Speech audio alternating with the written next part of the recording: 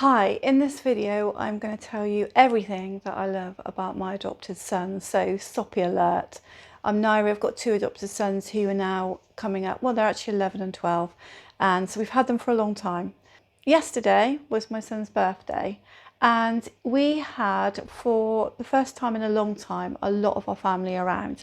In the morning, my son had had his present of a phone. So the first thing to say about that was his face was just, it was just full of joy. And I know it's only a phone, and I know a lot of preteens especially, they definitely need these phones, don't they? I know that it's only a phone, but he was just so excited about this phone. He just hugged me, and he hugged my husband, and it took me back to the time when they were really little, where everything they had was just special to them. And in that moment I just thought, yeah, you are grateful for everything, really, deep down, and things do matter to you. And it was just really, really nice.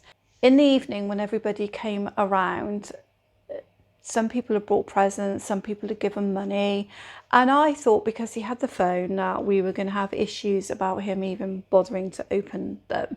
But he opened every single present, and for every single present he looked at the person and he said thank you to them, and pretty much for everybody he went over and he gave them a hug.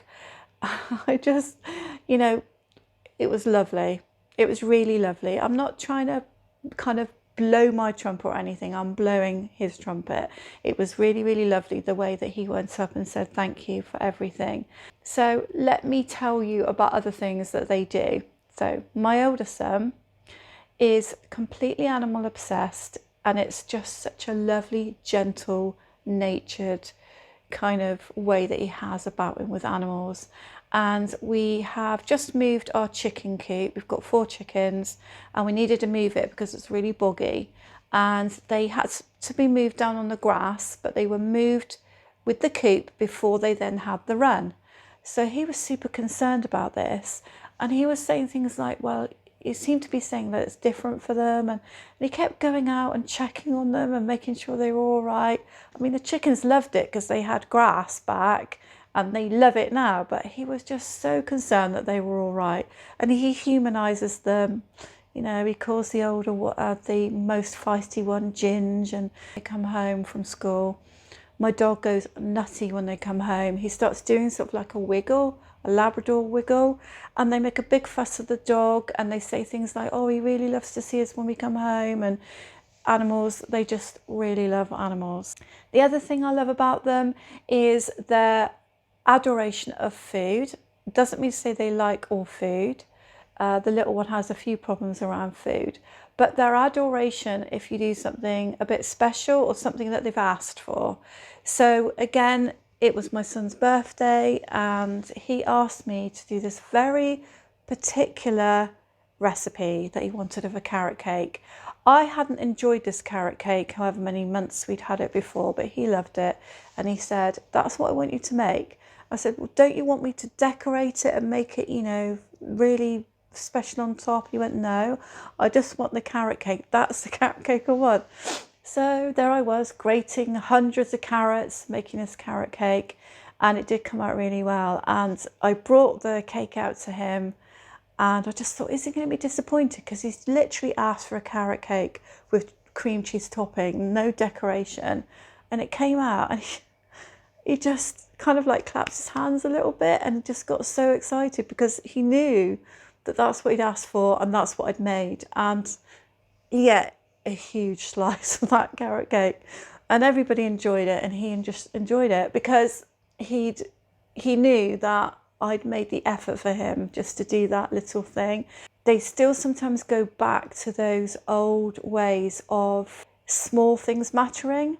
So you can go for the grandest gestures with them and it won't mean anything, but things like shoes will always matter to them, because when they were little they really had nothing. And if you look on my previous videos, you will see that they carried everything around with them, but they also went to bed in their shoes.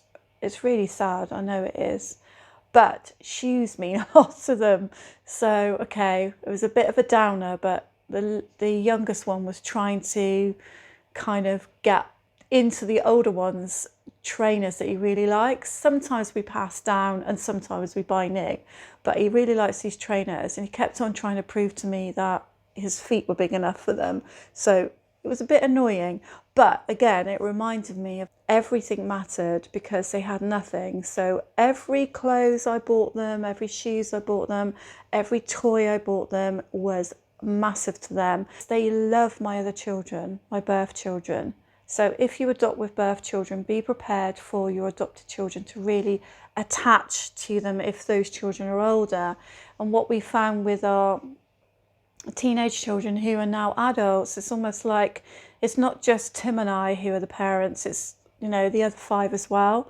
The way that they look out the window when we have an event, or even when they're not expecting my children to arrive, they always do this. Even if I know that one of my children is arriving and I've told them that they're coming, as soon as the car comes in the driveway, they shout at the top of their voice, "So-and-so's here, so-and-so's here," until one of us answers. And I go and say, "I know they're coming and I know they're here. We can see the car."